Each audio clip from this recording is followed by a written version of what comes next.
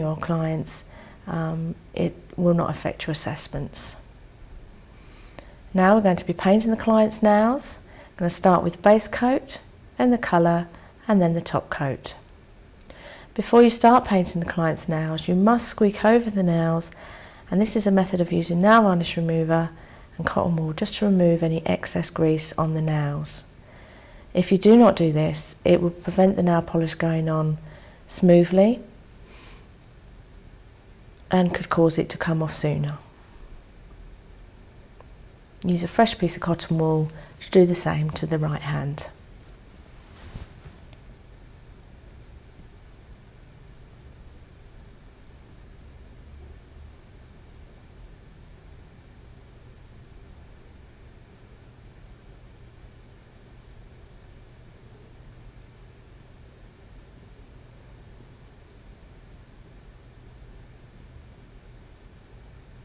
At this point, you can replace your client's jewellery and ask them to pay and fill in any paperwork that you need to fill in.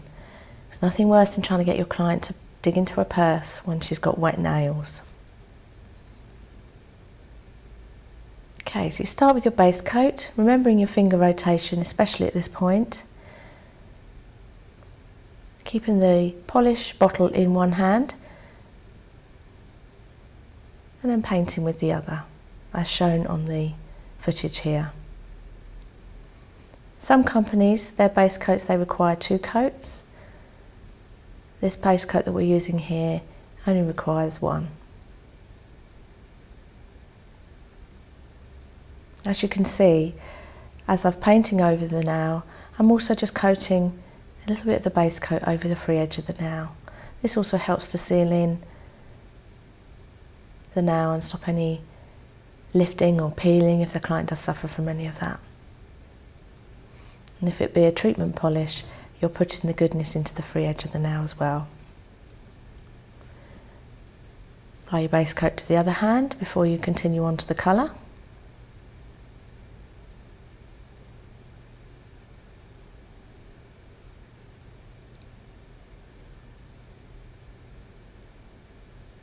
You only need to take out of the bottle enough to cover one side of your brush, so always just scrape off any excess that you don't need. You don't want to be flooding the cuticles with your polish.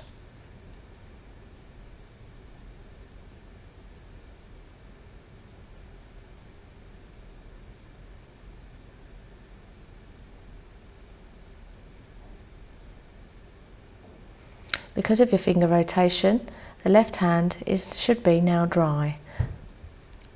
When you want to warm up your polish or get it lubricated a bit more, do not shake it, always roll it as you've just seen in the footage. Exactly the same application of your colour.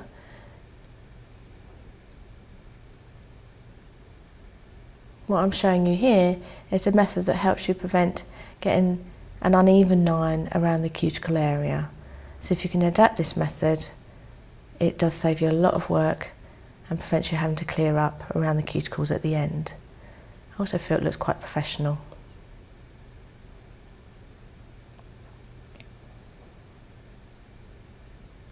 With pearlised colours, as you can see I've got there, you'd apply 3 coats of pearlised after your base coat.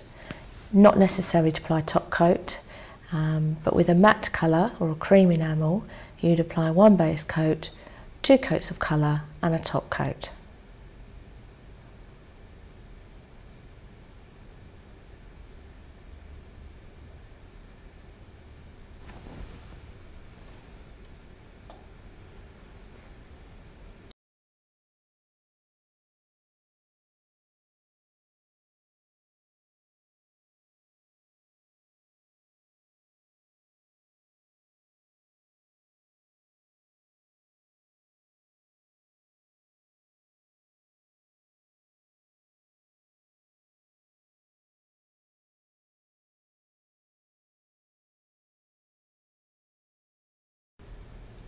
Now repeat your first coat, as we've just done on the left hand, onto the right hand.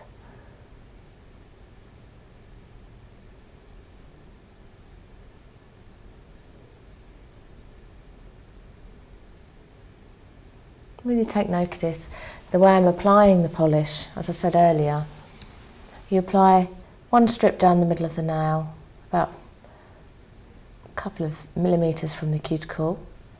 The next one is going across the top and rotating round the sides, and then the last one is just filling in any excess. The first coat of your polish will look possibly slightly patchy. I wouldn't worry about this too much, because when you apply your second coat, you can then even it out.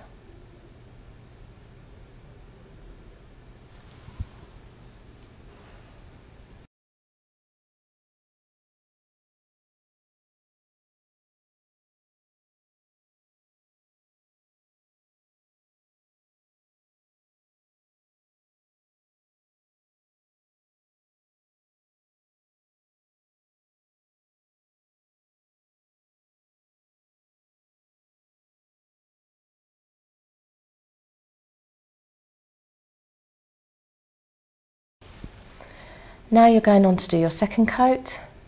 With your second coat, you can adapt the method of just applying 3 strips of nail polish over the whole of the nail.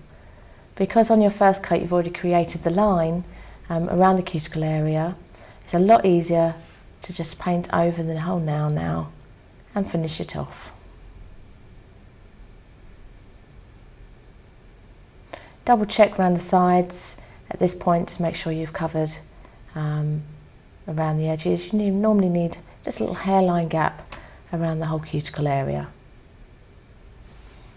And as you can see, I am, as I finish painting over the nail plate, just scooping the brush over the free edge just to seal in the colour to avoid the chipping.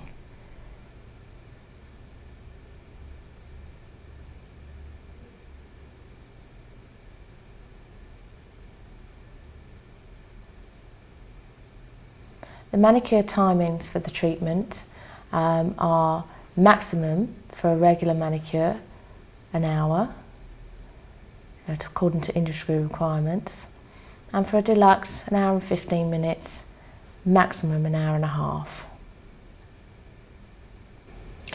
This can vary with different employers, so always just check when you start working anywhere what they require you to do and how long they expect you to do it in.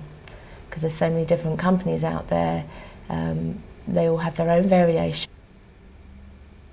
Some of you might find it strange keeping the bottle in the hand as shown here, but the benefit of this is it keeps the polish warm, so it flows better. If you have the polish away from where you're working, by the time you've brought the brush to the nail, it's already started drying. So it's good to get into a habit now of being able to hold it in your hand.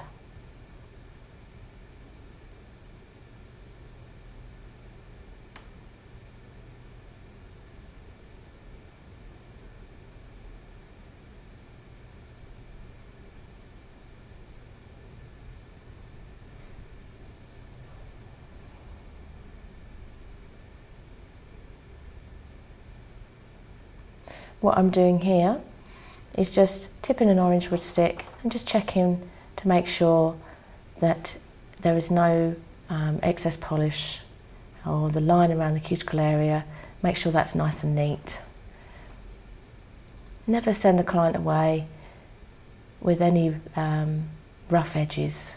It just doesn't give a good reputation for your skills, and they may not come back again, so be a perfectionist in what you do.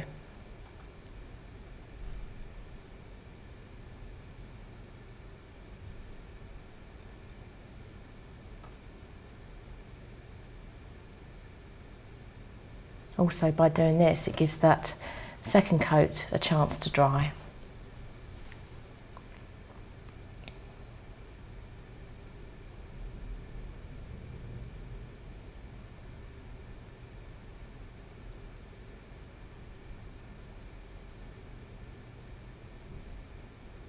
Now, for demonstration purposes, I have only applied 2 coats, and now I'm going to finish with the top coat, because you're more likely going to be doing this method if you're using your cream enamels.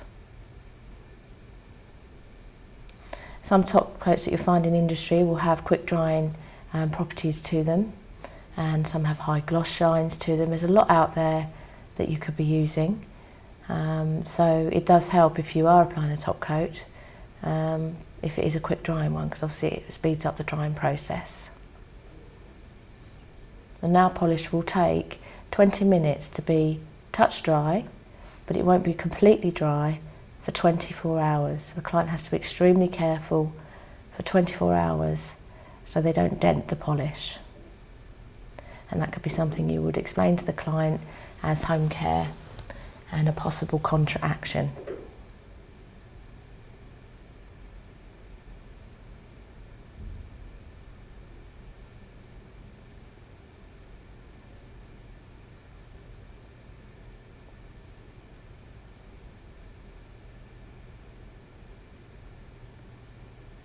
And there we go.